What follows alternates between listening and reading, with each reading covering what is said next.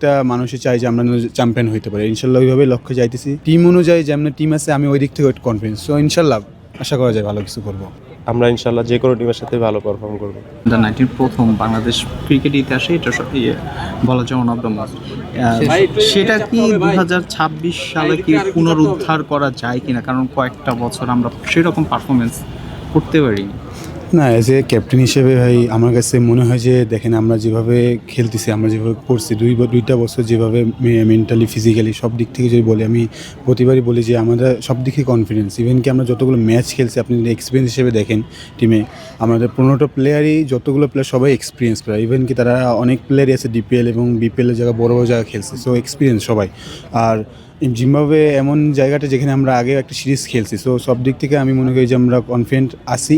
আর ইনশাল্লাহ এটা ভিতর থেকে সবাই, প্রত্যেকটা মানুষই চাই যে আমরা চ্যাম্পিয়ন হইতে পারি। ইনশাল্লাহ ওইভাবে লক্ষ্যে যাইতেছি, বেটারটা দেওয়ার চেষ্টা করবো। আপনি জিম্বাবুয়েতে খেলার কথা বলবেন, ওখানে উইকেট কন্ডিশনের ব্যাপারে আসলে আপনাদের ধারণা অবশ্যই আছে। তো মানে ওই একটু যেহেতু বাংলাদেশের তুলনায় হয়তো একটু বিপরীত হবে, মানে তো ওই কন্ডিশনটা সম্পর্কে আসলে আপনাদের প্রস্তুতিটা কেমন এবং কতটা আশাবাদী ওই কন্ডিশনে আপনারা রেজাল্টে বের করতে পারবেন? না, দেখেন যে ওখানে ফার্স্ট অফ অল যে আমাদের একটা আইডিয়া আছে যে ওখানে আমরা যেহেতু একটা সিরিজ খেলছি। সো আর আমরা ওইভাবেই এই কদিন আমরা ওইভাবে ব্যাটিংয়েও কাজ করছি, বলিংয়ে আমরা যে ওখানের কন্ডিশনটা কেমন হইতে পারে, ইভেন কি ওদের এখানে ওয়েদারটাও কেমন, ওইটা নিয়ে আমরা মানে আগে থেকে জানে আছে।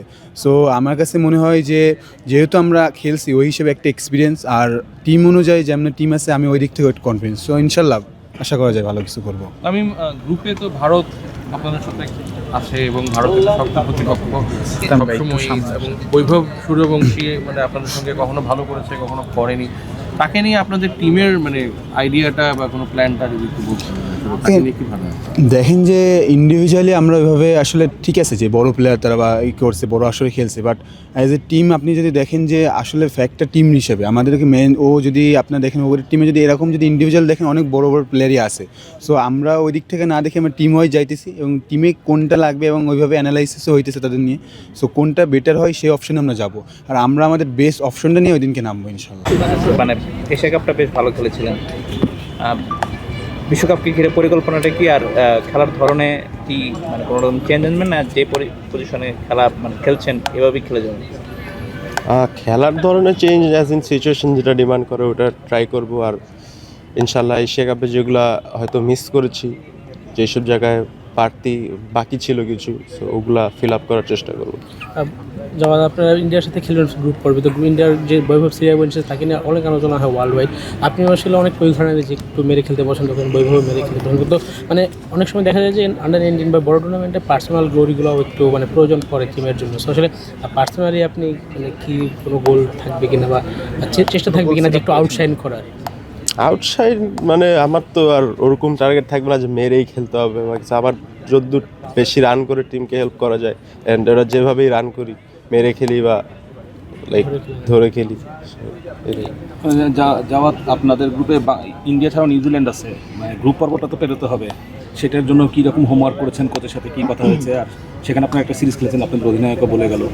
তো এই সব মিলিয়ে কীরকম দেখছেন বিষয়টা, কীরকম কতটা আসলে? সব মিলিয়ে এখন যে কোনো টিমই থাকুক, আমরা আমাদের যদি বেসিক ক্রিকেটটা খেলি অ্যান্ড এতদিন ধরে লাস্ট 1.5 বছর ধরে যেভাবে খেলে আসছি ওটা যদি ধরে রাখতে পারি, তাহলে আমরা ইনশাল্লাহ যে কোনো টিমের সাথে ভালো পারফর্ম করবো।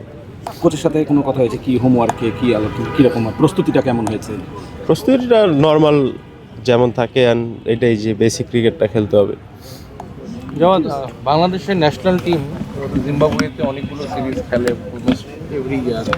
তো বাংলাদেশের সিনিয়র টিমের কারোর সাথে আপনাদের কোনো ইন্টারাকশন হয়েছে কিনা, like conditions and surface in Zimbabwe? আমার সাথে এখন পর্যন্ত তেমন কারোর সাথে কথা হয় না এটা নিয়ে। না, বা আপনাদের প্রিপারেশন ফেজে কোনো সিনিয়র প্লেয়ারকে এনে যে আপনার সঙ্গে কোনো একটা সেশন এরকম কিছু? না, এমন আমার সাথে আমি হয়তো পাইনি। আচ্ছা।